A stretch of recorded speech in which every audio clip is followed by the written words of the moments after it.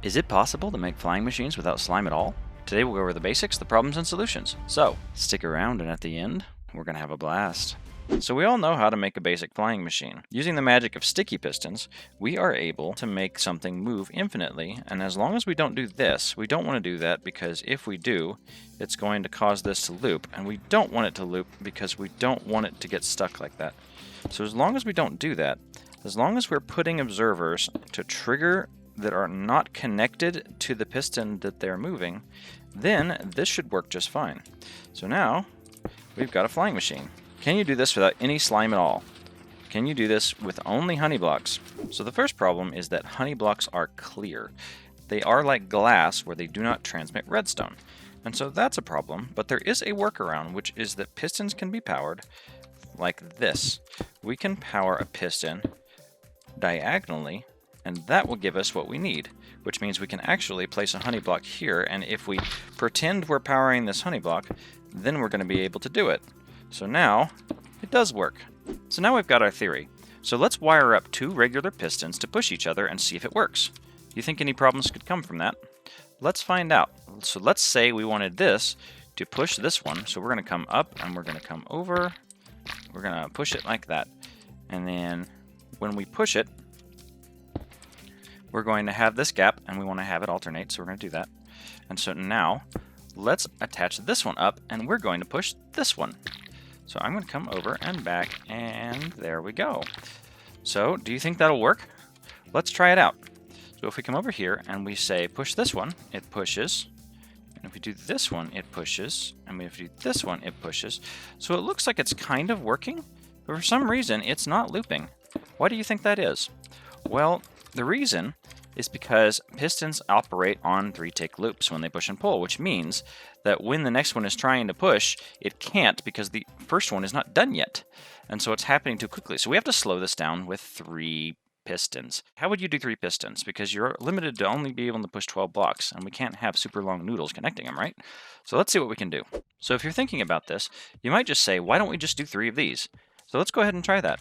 So what happens if we put one of these here and have 3 in a row?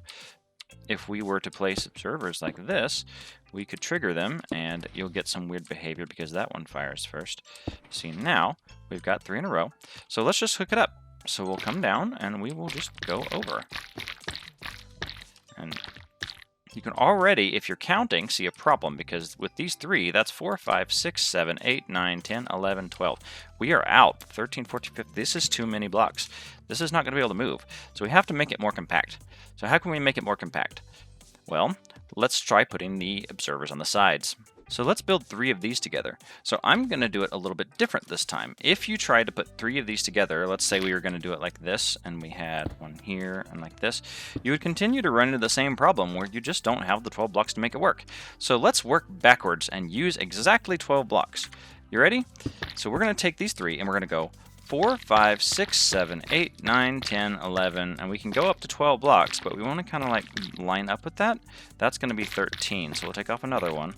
So that's 12, and so now this should work perfectly. So if I were to trigger this piston, it's going to move it forward like that. So we know that that works.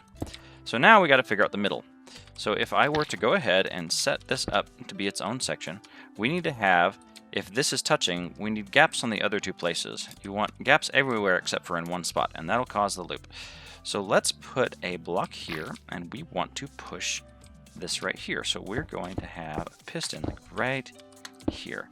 And so that should do it. So let's connect this somehow.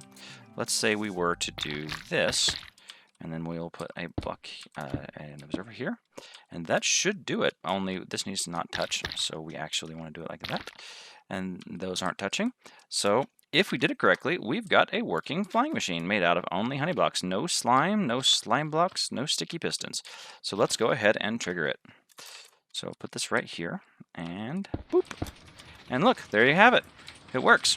So now as you can see, I've made a few optimizations to it. I wanted the front down out of the way, and I wanted the whole thing to only be 2 wide. So what is this bias? Well, now we can have some fun. So I'm going to place these here, and we can put a observer here and a piston, and we can push something like this. We'll put an observer and another piston. And so now we have a little ram's head. These will get squished whenever they get too close. And so if I were to launch this now, we would have it continue to work, but we have this top portion that would end up, if it hit first, getting squished backward. Why is that useful? Well, if you know a little bit about flying machines, we can stick some redstone blocks in the way and start having some action when we hit something. So that's right, we're going to pull out some TNT, and I think I have a working missile. Alright, I added one more TNT to make 12 in a wall, so let's go ahead and launch this sucker. Ready? Alright. So when it hits this wall, we should get a bit of a bang. I'm excited. I've never actually built my own custom missile. And this one doesn't use any slime. There it goes. And we busted through a 3-block wall. Pretty decent. If you want more new missiles, drop me a like. Let's get 200. I'll do a series. Next, you can check out this flying railway. Subscribe, and I'll see you in the next one.